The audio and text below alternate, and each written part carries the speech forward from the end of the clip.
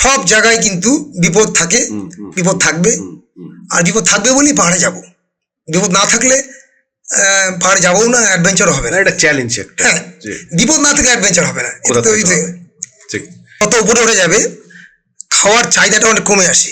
আচ্ছা, এটা কারণ হচ্ছে যেহেতু বাতাসের চাপ কমে যায়, অক্সিজেন কমে যায়, আমাদের ডাইজেশনের সাথে অক্সিজেনের একটা ব্যাপার থাকেই, সেখানে এপিটাইট একটা হয়, হজম কম হয়, এরকম একটা সমস্যা হয়। নমস্কার, আরসিটিভি সংবাদের বিশেষ অনুষ্ঠান খাস কথায় আপনাদের সকলকে আরো একবার স্বাগত। আমরা এই অনুষ্ঠানে বিশেষ করে এমন এক একজন মানুষের সঙ্গে একান্ত আলাপচারিতা করে থাকি যাদের সমাজের বুকে বিভিন্ন ক্ষেত্রে একটা বিশেষ অবদান রয়েছে এবং যাদের সম্পর্কে কিছু তথ্য হয়তো আপনারা জানেন, কিন্তু অনেক অজানা তথ্য আমরা এই অনুষ্ঠানের মধ্য দিয়ে আপনাদের কাছে তুলে ধরি। আমাদের এই অনুষ্ঠান সরাসরি আপনারা দেখতে পাচ্ছেন রবিবার রাত 8:50। এছাড়াও আমাদের যে আরসিটিভির ফেসবুক যে চ্যানেল রয়েছে সেখানে দেখতে পাবেন, এবং আমাদের যে ইউটিউব চ্যানেল রয়েছে আরসিটিভি খাস কথা বলে, সেখানেও আপনারা এই এপিসোডগুলো পূর্ণাঙ্গ আকারে দেখতে পাবেন। তো আজকে আমরা এমন একজনকে নিয়ে আমরা স্টুডিওতে বসেছি।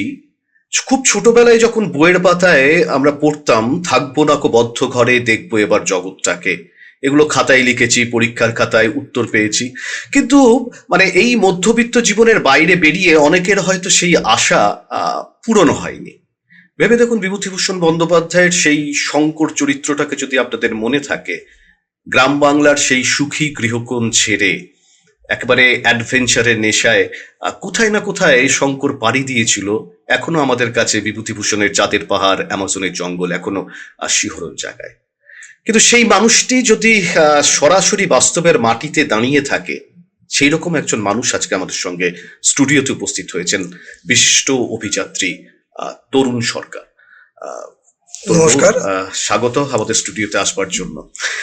বিশেষত আপনি একদিকে একাধারে আপনি পাহাড় ট্রেক করেছেন, আপনি ডেজার্ট ট্রেক করেছেন, কোস্টাল ট্রেক করেছেন, ফ্রোজেন যে রিভার সেখানে ট্রেক করেছেন, কেপ ট্রেক করেছেন।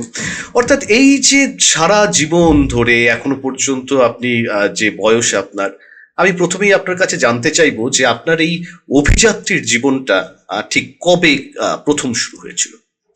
এটা মূলত 1980 দিকে শুরু হয়েছিল। এটা শুরুটা এরকম একটা, আমি স্কুলে পড়তাম যখন, তখন একটা শুকতারা বলে বই বেরোতো, একদম মনে আছে শুকতারা। তো সেখানে একটা পাতায় অর্ধেকটা তেনজিং এর ছবি আর অর্ধেকটা লেখা ছিল। তো তেনজিং এর এভারেস্ট অভিযানটা পড়ে সে মনে একটা অ্যাডভেঞ্চারের নেশা জেগেছিল। ছোট্ট শহর রায়গঞ্জ, এখান থেকে সেটা সম্ভব কিনা সেই মুহূর্তে মনে হয়েছিল যে সম্ভব না, হয়তো সম্ভব না, কিন্তু মনের মধ্যে ওটা আস্তে আস্তে বড় করার চেষ্টা করছিলাম। তো এক সময় কিছুটা সম্ভব হলো, আজকে অনেকটাই সম্ভব করতে পেরেছি। তারপর আমার এক কাকা ওই কেরিয়ার গাইড বলে একটা বই দিয়েছিল সেই সময়, তাতে দার্জিলিংয়ে হিমালয় মাউন্টেনিং ইনস্টিটিউটে একটা বেসিক কোর্স হয় পাহাড়ে চড়ার জন্য।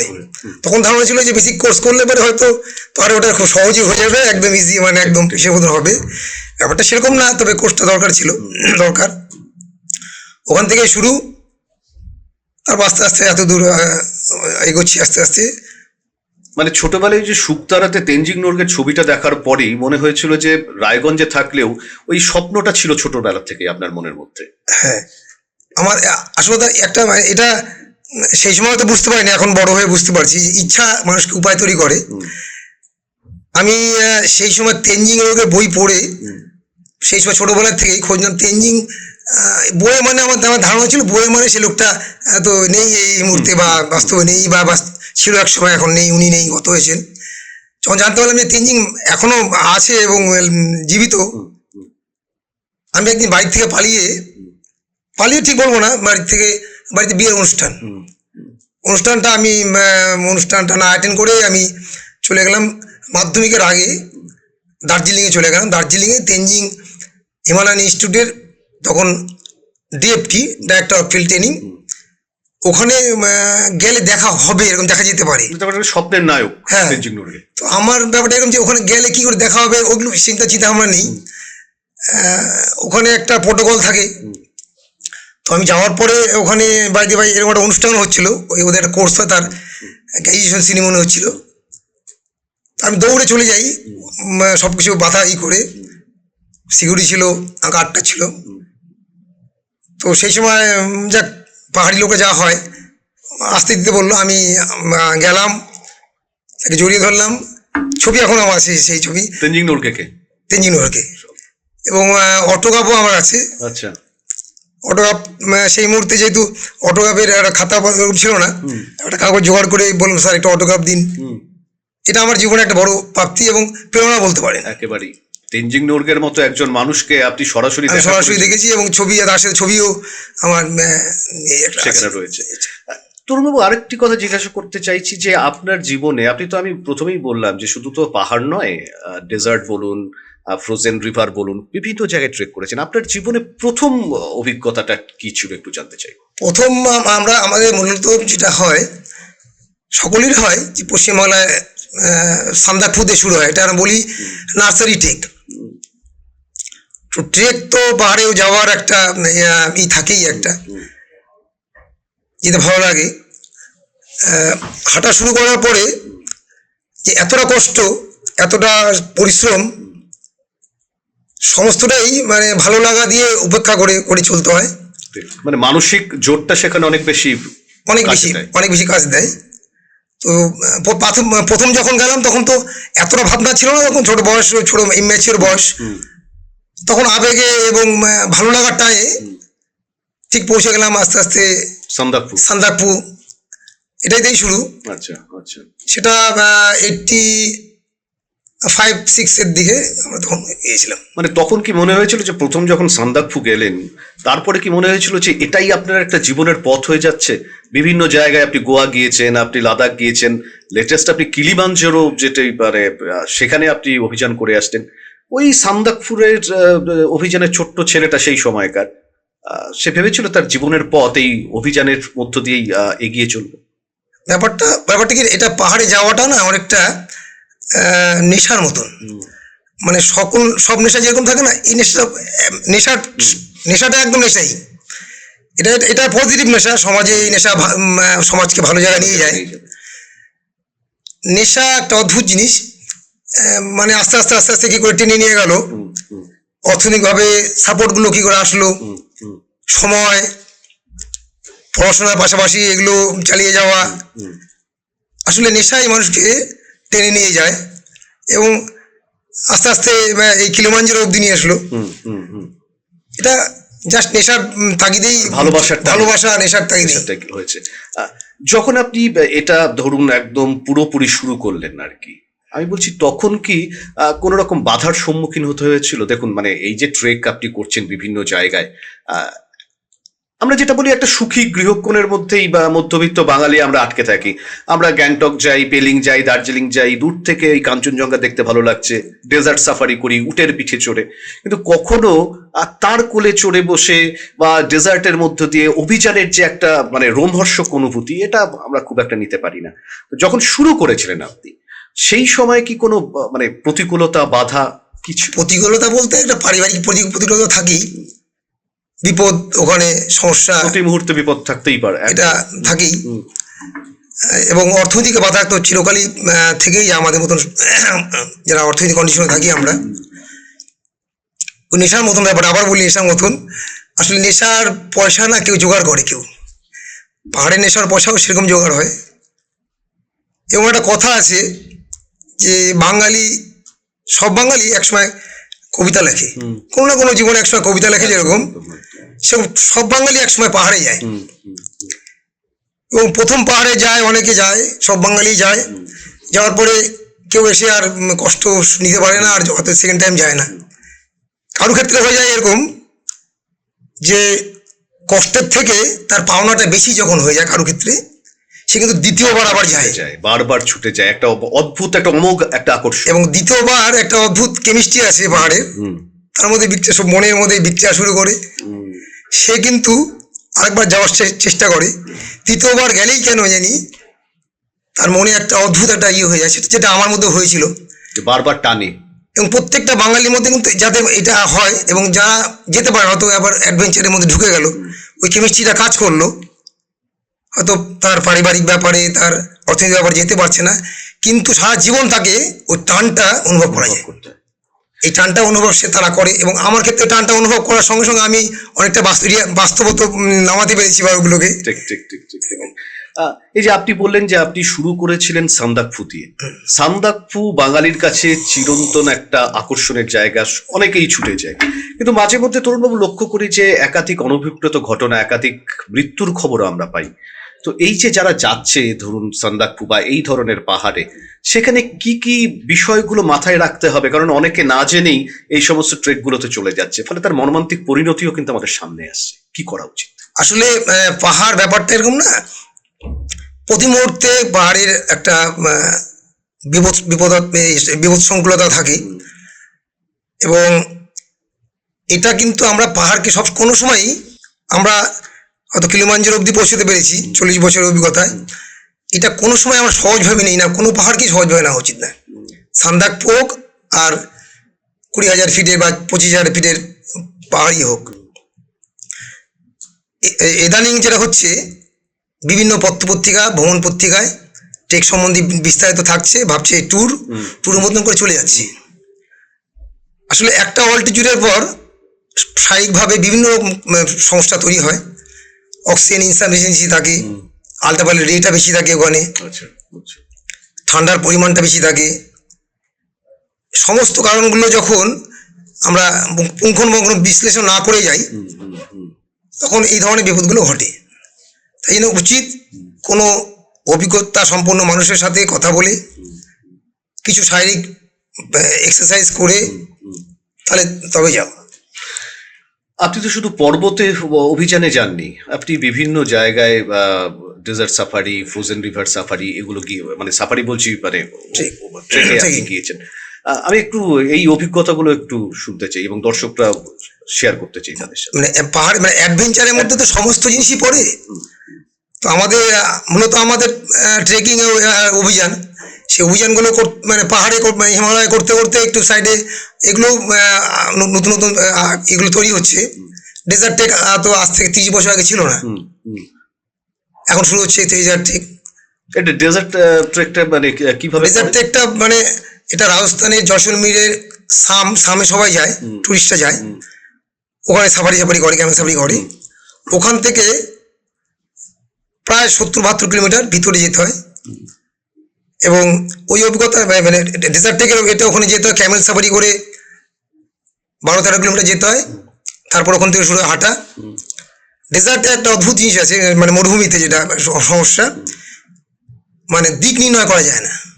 যেহেতু কোনো ল্যান্ডমার্ক নেই, গাছ নেই, বড় বিল্ডিং নেই, কোনো রিভার নেই, কোনো নেই, এটা অদ্ভুত একটাই, প্রচন্ড গরম, কোনো স্টে করার জায়গা নেই। কোনো দুপুরে হাঁটছি, সকালবেলা রওনা দিলাম, বিকাল 3টায় পৌঁছাবো, কিন্তু কোথাও রেস্ট নেওয়ার জায়গা নেই কোনো। আচ্ছা। এবং ওই আমাদের ইউজ করতে হতো, ছাতা ইউজ করতে হতো, ছাতা নিয়ে একটু দাঁড়ালাম কোনো জায়গায়, দু একটা গাছ, হয়তো কোনো গাছ পাতাহীন গাছ, ওই পাশে তো কাণ্ডটার পাশে যেটুকু ছাড়া সেটুকু ছাড়া থাকতেই হচ্ছে। বালি প্রচন্ড গরম হয়ে যায়, এবং বালি ওখানে জুতার মধ্যে বালি ঢুকে, এগুলো প্রবলেমগুলো থাকে। এই প্রবলেমগুলো তো থাকবেই, অ্যাডভেঞ্চারে প্রবলেম থাকবেই। আর ভিতরে ছোট ছোট গ্রাম আছে, যেগুলো গ্রামগুলো আলাদা আলাদা চরিত্র আছে একটা, আমি রাজস্থানেই পেয়েছি। রুদালি আমরা সিনেমা দেখেছি, বাইরে ওখানে একজন মারা গেছে, দেখলাম রুদালি ট্রাক্টর করে নিয়ে যাচ্ছে, রুদালিতে নিয়ে যাচ্ছে, বেশ গোটা 20 মহিলা, তারা একই রকম ড্রেস পরা, বিভিন্ন রঙের ড্রেস পরা মনে আছে আমার, নিয়ে যাচ্ছে। কি ব্যাপার, ওখানে মারা গেছে, ওই আনতে হবে ওদেরকে। আরেকটা জিনিস দেখেছি ওখানে রাজস্থানে, ওই গ্রামের ভিতরে উইডো হলে পরে তারা একটা গ্রামে চলে যাচ্ছে সবাই। এটা একটা বিরল অভিজ্ঞতা, রিচুয়াল ওদেরই। এবং আমাদের ট্রেকটা ছিল অদ্ভুত, আমরা একটা অন্যরকম ট্রেক এটা করেছিলাম, অ্যাডভেঞ্চার। এটা আমরা প্রত্যেকটা গ্রামে যাচ্ছিলাম, ওখানে গ্রামের পাশেই আমাদের থাকার জায়গা, খাওয়ার ব্যবস্থা, টেন্ট করে থাকা, এবং প্রত্যেকটা গ্রামের যে ফোক কালচার গুলো আছে সেগুলো রাতের বেলায় সন্ধ্যার দিকে ওদেরকে ডেকে নিয়ে এসে শোনায়। এটা শোনায়। এটা একটা অদ্ভুত একটা একটা ঠিক, মানে ঠিক হয়ে যায়। এগুলো মানে অ্যাডভেঞ্চারের মধ্যে এগুলো আস্তে আস্তে আমরা এগুলো ইনক্লুড করে করে সুন্দর করে মানে শুধু অ্যাডভেঞ্চারের পাশাপাশি স্থানীয় যে মানে কালচারাল যে side মানে গুলো এক একটা অঞ্চলের সেটাকে উপভোগ করা হ্যাঁ, আমাদের আমাদের পাহাড়ে যাওয়ার সাথে সাথে তো খালি তো পাহাড়ে পিক ক্লাইম না, ওখানে আদিবাসীদের সেখানে মানে ভৌগোলিক অবস্থাটা বোঝা, নৃতত্ত্ব বোঝা, ওখানে হিস্ট্রি বোঝা, এগুলো কিন্তু আমাদের পাশাপাশি একটা পাহাড় থেকে যায়। এ তো গেল আপনার ডেজার্ট ট্রেকের কথা। আপনি একেবারে ফ্রোজেন রিভার যেটা ফ্রোজেন রিভার ন্যাশনাল জিওগ্রাফিতে অনেক আমরা দেখেছি, হ্যাঁ, এর অভিজ্ঞতাটা কি? ন্যাশনাল জিওগ্রাফিতে বারংবার উঠটা দেখিয়েছে অনেকবার।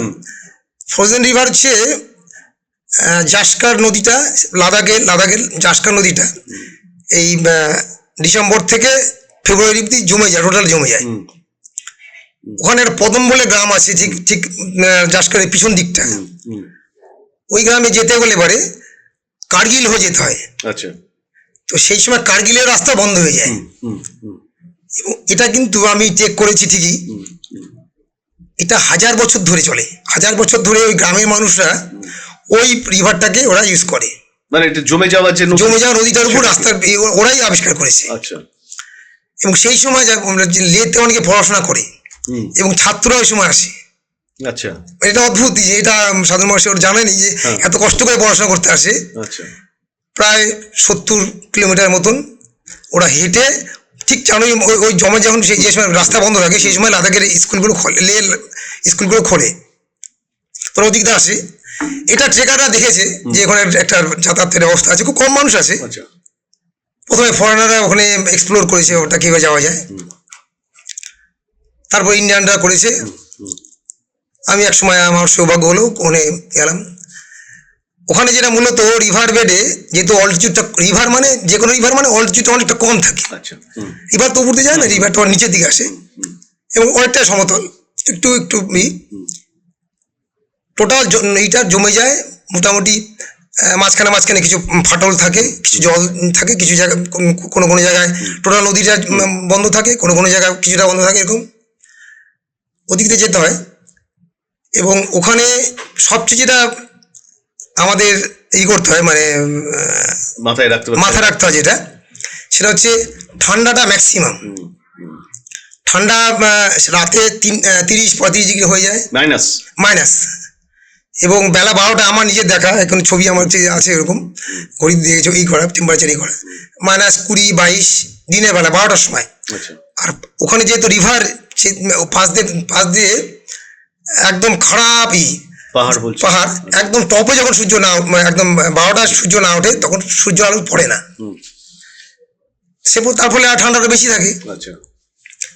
এবং ওখানে যাওয়ার আমাদের একটা সিস্টেম, এমনি ট্রেকিংয়ের ক্ষেত্রে আমরা ট্রেকিং বুট পরি, এক্সপিডিশনের ক্ষেত্রে ক্লাইম্বিং বুট পরি, ক্যাম্পন থাকে, ক্যাম্পন মানে বুটের তলে কাটা থাকে, একদম ছবি দেখেছেন অনেকে।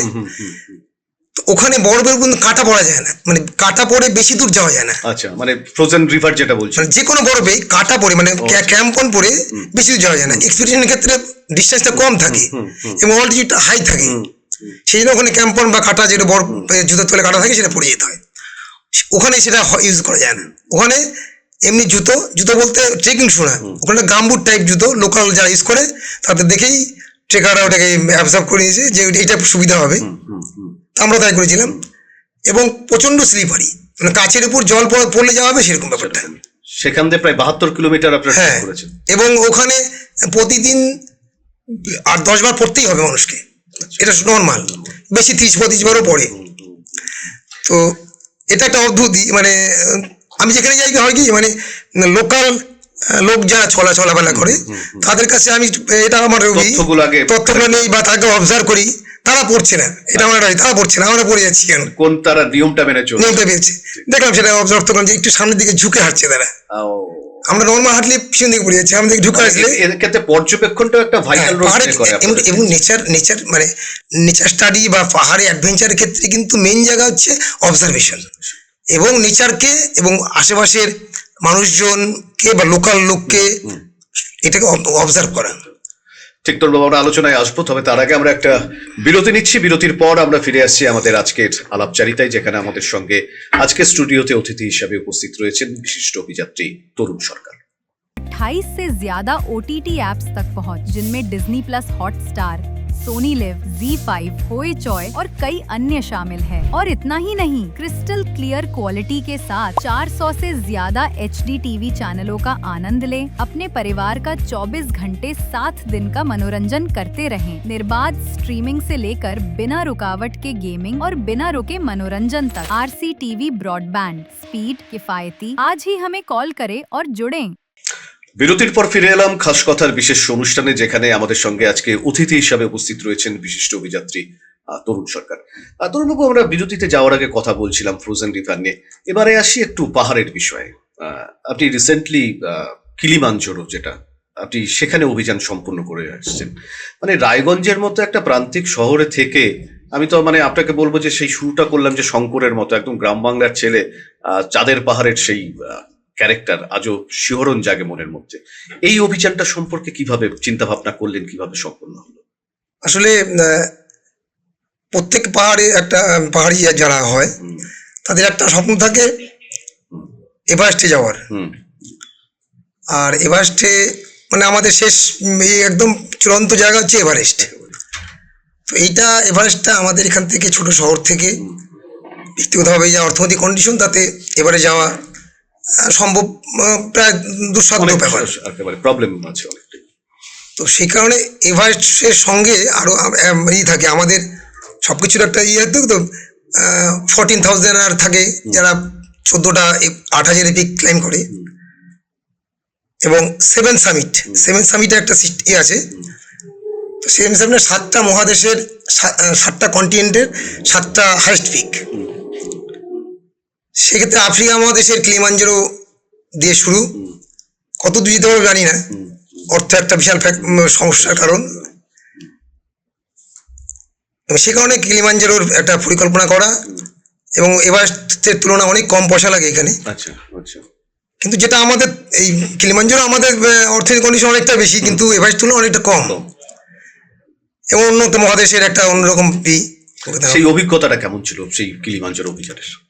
কিলিমাঞ্জারো যাওয়ার প্রথম যেটা সমস্যা, মানে এক্ষেত্রে আমার মানে ভারতীয় হিমালয়ের ক্ষেত্রে যে সমস্যাগুলো হয় না, প্রথম হচ্ছে অন্য দেশে যাচ্ছি,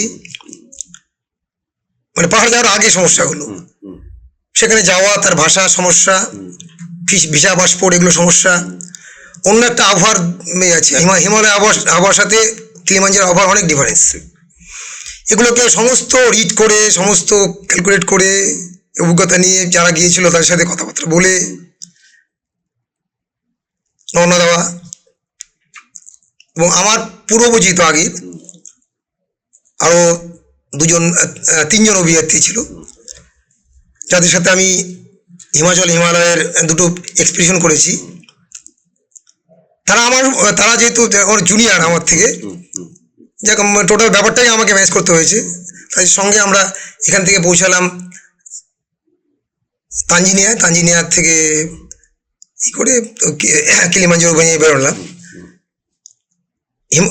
ভারতীয় হিমালয় থেকে মানে আফ্রিকান হিমালয় যেটা কিলিমাঞ্জারো, আবহাওয়াগত অনেক পরিবর্তন, ডিফারেন্স অনেক। ওখানে যে এমনিতে মানে সেট আপ বলছে একটা আমাদের পাহাড়ের সেট আপ থাকে, পোর্টার গাইড, এগুলো সেট আপগুলো আমাদের দেশ থেকে অনেক ভালো। ওখানে অনেক গরিব দেশ, কিন্তু ভালো, অনেক আন্তরিক ওরা বেশি। শুরু করলাম আমরা দার এস সালামে গেলাম, দার এস সালাম থেকে তানজানিয়া থেকে বাসে করে গিয়ে শুরু করলাম 9 দিনের এই অভিযানে। আমরা কিলিমাঞ্জারোর হাইস্ট পয়েন্টে পৌঁছালাম। তারপর নেমে আসলাম। নেমে আসার সময় একটু সমস্যা হয়েছিল, একটু ব্লিজার্ড হয়েছিল, একটু বড় না, ঘন্টাখানেক ব্লিজার্ড হয়েছিল, তবে পরিমাণটা অনেক কম। যেহেতু আমি চশমা পরি, চশমাতে যেটা হয় ব্লিজার্ডের সময় না টেম্পারেচারটা খুব ফল করে যায়, আর কুচি অনেকের অভিজ্ঞতা আছে। তো স্নোফল আর ব্লিজারের মধ্যে ফারাক আছে। স্নোফলটা ডাইরেক্ট পরে, ব্লিজারটা তাছাড়াভাবে আসে আচ্ছা। এবং খোঁচা লাগে খুব ইসের মধ্যে। তো সেগুলো অসুবিধা তো হচ্ছিলই। চশমাতে টোটালটা চশমাটা এই 5 মিনিটের মধ্যে চশমাটা একদম বরফে হয়ে গেল, মানে সাদা বরফের না, মানে যারা ট্রান্সপারেন্ট বরফে ঢেকে গেল, মানে তাতে আমার চশমা ছাড়া হাঁটতে আমার খুব অসুবিধা হয়। এগুলো একটু ফেস করতে হয়েছিল। আপনারা সব দিয়ে ব্যাপারটা ভালোই ছিল। আপনারা ওখানে মানে কিভাবে থাকতেন ওখানে যখন আপনি অভিযানে গেলেন কিলিমাঞ্জারো? আমাদের তো ন্যাচারালি টেন্টে থাকতে হয়। ও টেন্ট খাওয়া দাওয়া নিয়ে রওনা দিতে হয়। আগে যেরকম ছিল কুক ফুক নিজেরাই করতে হতো, এখন সমস্ত পৃথিবীতেই হিমালয় যাওয়া যাত্রার বা হিমালয় অভিযানের সিস্টেমটা চেঞ্জ হয়ে গেছে। কিন্তু কুক নিতে হয়, আমার সঙ্গে নিতে হয়। আরেকটি প্রশ্ন অনেকের জানতে ইচ্ছে করে আর কি, সেটা হচ্ছে যখন আপনি এই অভিযানে যাচ্ছেন, মধ্যবিত্ত বাঙালি, মাছে ভাতে বাঙালি, সেখানে তো আর মাছ ভাতের স্বাদ পাবেন না। ফলে অভিযাত্রী হিসেবে যখন যান, আপনাদের মানে ডায়েটটা কি থাকে, স্পেশাল ডায়েট কি থাকে? আমাদের মূলত মানে এখান থেকে আমার পাহাড়ের সমস্তই ক্যালকুলেটেড। আমি যতটা খাওয়ার নিবো, 1 কিলো খাওয়ার নিবো মানে আমার কিন্তু মানে অনেক অত 1000 টাকা বেরিয়ে যাবে। মানে 1 কিলো খাওয়ারকে বহন করতে হবে কাউকে, তার জন্য একটা সহকারী নিতে হবে বা একটা পোড়া নিতে হবে আমাকে। সমস্ত ক্যালকুলেট। আবার 1/2 কিলো খাওয়ার কম হলে পারে টোটাল আমার তো 1 লাখ টাকার একটা অভিযান, সেটা কিন্তু একদম জিরো হয়ে চলে আসবে। মানে তাই জন্য আমার সমস্ত ক্যালকুলেট করতে হয় একটা মানুষ কতটা খেতে পারে, কতটা খাবে। ন্যাচারালি যত উপরে উঠে যাবে খাওয়ার চাহিদাটা অনেক কমে আসে। আচ্ছা। এটা কারণ হচ্ছে যেহেতু বাতাসের চাপ কমে যায়, অক্সিজেন কমে যায়, আমাদের ডাইজেশনের সাথে অক্সিজেনের একটা ব্যাপার থাকেই। সেখানে এপিটাইট একটা হয়, হজম কম হয়, এরকম একটা সমস্যা হয়। সেই জন্য আমাদের খাওয়াগুলো ওখানে কিন্তু ন্যাচারালি আমি বাড়িতে যা খাই, হয়তো মাছে ভাতে যে খাচ্ছি ওটা খাওয়া যাবে না, খাওয়া যায় না। আর মাছ ভাতে দিলেও খেতে পারবে না অনেকে। হয়তো 14,000 15,000 উপরে কাউকে যদি হয়তো মাংস দিলাম বা ভাত দিলাম, সে খাবে না, সে খেতে পারবে না। এবং তাই খাওয়াটা আমাদের মূলত যেটা থাকে যে কার্বোহাইড্রেটের এবং ফ্যাট, এই দুটো আমাদের একটু পরিমাণটা বেশি থাকে। যেহেতু কার্বোহাইড্রেট ক্যালোরি দেয়, দুটোই ক্যালোরির জন্য আমাদের দেয়। তো এই যে এই পার্টটা বেশি থাকে এবং টোটালটা কিন্তু বেশিরভাগই লিকুইড ফর্মে যায়, লিকুইড ফর্ম বা স্যুপ টাইপ। হয়তো ভাতটাও তো একটু একটু একটু স্যুপের মতন থাকলো ঘটে এরকম, এটাই লিকুইড টাইপ। তাতে পিঠা পাওয়া যায়। এবং হার্ড ফুড আমাদের ওখানে মানে 15-16,000 ফিট উপরে খাওয়া যায় না। একেতে ঠান্ডা, 2 নম্বর হচ্ছে ওই অ্যারেঞ্জমেন্ট করা যায় না। আমরা তো টেন্টের মধ্যে, টেন্টের মধ্যে একটা ছোট্ট স্টোভে রান্না করতে হচ্ছে, আগুন যাতে না লাগে, ওই কন্ডিশনের মধ্যে জল ইনসাফিসিয়েন্ট, বরফ গোলা জল করতে হচ্ছে, সব দিয়ে শর্টে খাওয়াটা করতে হয়। 2 নম্বর হচ্ছে যদি কেউ মাংস ভাতও দেয়, কেউ খাবে না, খেতে পারবে না সে, মানে এই উচ্চতাজনিত কারণে খাওয়া যায় আর কি। আচ্ছা, আর এই যে আপনারা বিভিন্ন জায়গায় যে ট্রেকে যাচ্ছেন, আপনি একাধিক জায়গায় গিয়েছেন, এমন কোনো অভিজ্ঞতা রয়েছে যে এখানে একেবারে মৃত্যুকে খুব সামনে থেকে দেখতে পেয়েছেন বা মনে হয়েছিল যে এ যাত্রায় হয়তো আর বাড়ি ফেরা সম্ভব হবে না, এই ধরনের কোনো অভিজ্ঞতা? এরকম অভিজ্ঞতা আছে। এরকম ছোটখাটো তো এরকম অভিজ্ঞতা আছে, সেটা বলছি। যেটা মৃত্যু ভয় একদম আর ফিরতে পারবো না, আসছি ওখানে আমি। গাড়োয়াল হিমালয়ের কেদারতাল বলে একটা ট্রেক ছিল, সঙ্গে এক্সপিডিশন ছিল আমাদের। ওখানে 90 দিকে প্রথম পাহাড়ে যাওয়া, মানে প্রথম পাহাড়ে অত উঁচুতে প্রথম যাওয়া। তখনকার দিনে ছোট্ট ক্যামেরা চারিদিকে বরফ, তো সানগ্লাস আমাদের বার ইউজ করতে হয় জানতাম, এবং অতটা গুরুত্ব দিয়ে দেখিনি ব্যাপারটাকে। তো যাতে চারিদিকে বরফ, সুন্দর সুন্দর বরফ পড়ে আছে, তো ক্যামেরা সানগ্লাস পরে ছবিটা ঠিক তোলা যাচ্ছে না ঠিক মতো। সানগ্লাস খুলে ছবি তুলেছি, এটা ক্যাজুয়াল, কোনো ব্যাপার নেই। বিকাল হতেই প্রচন্ড পেন চোখে। 5টা 5:30টার সময় আমি একজনকে বললাম যে আমার বোধহয় জ্বর আসছে, চোখ জ্বলছে। বললো, যে অভিজ্ঞতা সম্পন্ন একজন ছিল আমাদের লিডার, সে বললো যা তুই টেন্টে যা, আমি চোখ দেখলাম, তোকে দিয়ে বুঝছি তোর সমস্যা হয়ে গেছে। সন্ধ্যার থেকে প্রচন্ড ব্যথা চোখে, 3 দিন আমি দেখতে পাইনি, যেটা স্নো ব্লাইন্ড বলে, পরে বুঝেছি স্নো ব্লাইন্ড এটাই বলে। আসলে স্নোর মধ্যে যখন রোদ পড়ে রিফ্লেক্ট হয়ে চোখের টিস্যুগুলো পুড়িয়ে দেয়।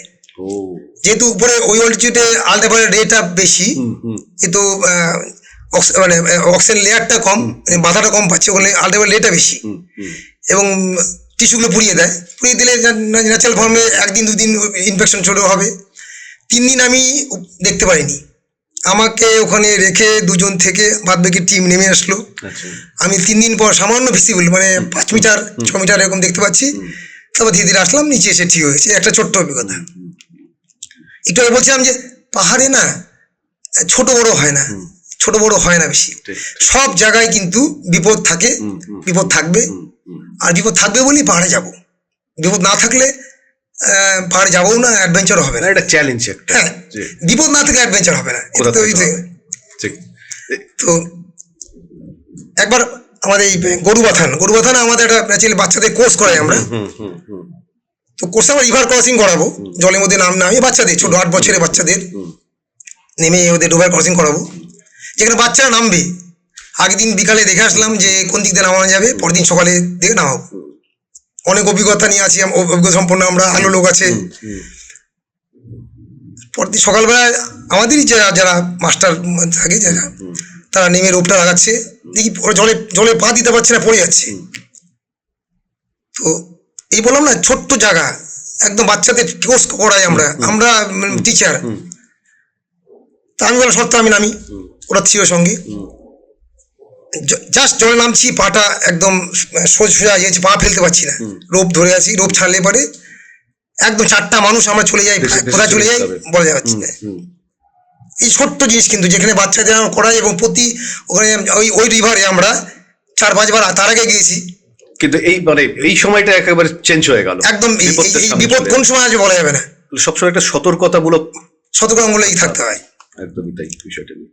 ওই সময় জলের মধ্যেই আমি বুঝতে পারছি যে আমি যেহেতু এত প্রেশার, পেটের মধ্যে প্রেশার দিচ্ছে, পায়ে প্রেশার দিচ্ছে, পেটটা মনে হচ্ছে একদম ফুটো হয়ে যাবে, এত জলের প্রেশার। হাত ছাড়লে এবার চলে যাবো, হাতটা ছাড়িনি তো ওটা করে আমার হাত মানে এই সাইড থেকে ডিসলোকেশন হয়ে গেল জলের মধ্যেই। মানে এত ফ্লো, এত ফ্লো, হাতটা ধরে আছি, এই প্রেশারে বডি প্রেশার দিচ্ছে, এখানে ডিসলোকেশন হয়ে গেল। যারা ছিল আমার জুনিয়র, আমি দেখছি হাত কাজ করছে, আর প্রচন্ড ঠান্ডা জল। একজনকে বললাম এই বুদ্ধিটা কর, একটা পাথরের মধ্যে লাফ দিয়ে ওঠ, ঘোড়ার মতন বয়, তাহলে সে পড়তে পারবো। ও করলো, শঙ্কর বলে। তারপর আস্তে আস্তে ওই মাছ নদীতে, মানে আমি আর এদিকে ব্যাক করতে পারবো না, আমাদের কিছু পাহাড়ি থাকে, মানে এই থাকে যে গেলে ঢোকা বেরোনো যাবে না, ওদিকে বেঁধে হবে। মাঝখানে যা বললাম যে আমার জামাটা খোল, হাতটা বেঁধে দে আমাকে। বলে কি হয়েছে, আমার হাতটা বাঁধাকে, আমার কিছু বলছি না ওদের, কেন জুনিয়র। পরে বললাম যে আমার হাতটা ডিসলোকেশন হয়ে গেছে, এই ব্যাপার। যাক, একটা অ্যাক্সিডেন্ট হয়েছিল, ওখান থেকে ডাইরেক্ট শিলিগুড়ি, যেই গরুবাথান থেকে শিলিগুড়িতে এসে হাত করে আবার ক্যাম্পে চলে গেছি আমি। তো এর ছোট্ট অভিজ্ঞতা, যেটা জীবন মৃত্যুর একটা চিন্তা। আমি কিছুদিন আগে হয়েছিল আমাদের ভাগীরথী 2 বলে একটা এক্সপিডিশন, আমাদের সংস্থা HMT এর থেকে আমরা অর্গানাইজ করেছিলাম। এক্সপিডিশন ভালো হয়েছে, সামিট হয়েছে। সামিট হওয়ার পরে সামিট ক্যাম্পে আনন্দ ভর্তি করছি, যেটা সামিট হলে যাওয়া হয় সাকসেসের পরে। হঠাৎ স্নোফল শুরু হলো। আমাদের মেম্বার শঙ্কর ধর বলেছিল, বললো তরুণ দা বড় স্নো পড়ছে, খুব ভালো লাগছে। আমি বললাম দেখ, স্নো পড়াটা ভালো, কিন্তু যাক তোর হাসিটা এখন আছে, হাসিটা থাকলে ভালো লাগবে, কিন্তু মনে হচ্ছে যা ওয়েদার কন্ডিশন, তোর হাসিটা বেশিক্ষণ থাকবে না। ঘন্টাখানেকের মধ্যে এত স্নোফল শুরু হলো, টোটাল টেন্টটা বসে যাচ্ছে আস্তে আস্তে। 50 কিলোমিটারের মধ্যে কোনো লোকালয় নেই, কোনো গাছ নেই, কিছু নেই, ফাঁকা। এর মধ্যে 4টা টেন্ট। স্নোফল হলে পরে টেন্টগুলো ভেঙে গেলে পরে আমরা ওপেন থাকতে হবে আমাদের ওই ঠান্ডার মধ্যে। স্নোফল শুরু হলে যেটা করতে হয়, মানে টেন্টটা তো ত্রিকোণাকৃতি থাকে, স্নোফলটা উপর দিয়ে পড়ে আস্তে আস্তে জমে, সেটাকে সরিয়ে দিতে হয়। স্নো পড়তে সেটা হার্ড হয়ে টেন্টে প্রেশার দিয়ে আস্তে আস্তে টেন্টটা বসে যাবে। টেন্ট বসলে এবার থাকার জায়গা নেই, তো আমরা টেন্ট পরিষ্কার করছি, শঙ্কর পরিষ্কার করছে, সবার প্রত্যেকের টেন্ট পরিষ্কার করছি। তখন শঙ্কর বলছে, তরুণদা তুমি ঠিকই বলেছো। তখন একদম মানে একদম খুব চিন্তা, সবাই একদম, মানে আশপাশে 50 কিলোমিটারের মধ্যে জনবসতি নেই, যাওয়ার জায়গা নেই, কোনো বড় পাথর নেই, পাথরে তলে যাবো। তারপর যথারীতি এরকম করে চললো।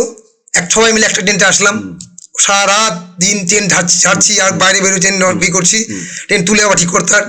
যখন স্নোফল হয় সন্ধ্যার দিকে টেম্পারেচার ম্যাক্সিমাম ডাউন হয়ে যায়। তো হচ্ছে এটা মোটামুটি 3 দিন স্নোফল হয়েছিল। উপরে ফরেনার টিম ছিল, আরো টিম ছিল ওদের, প্রত্যেকের একই সমস্যা।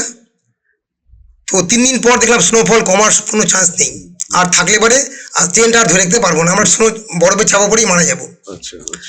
আমরা সিদ্ধান্ত নিলাম যে আমরা রওনা দিব ব্যাক করতে, মানে 2 দিনের রাস্তায় 1 দিনে আসতে হবে, তবু জীবনটা তো বাঁচবে।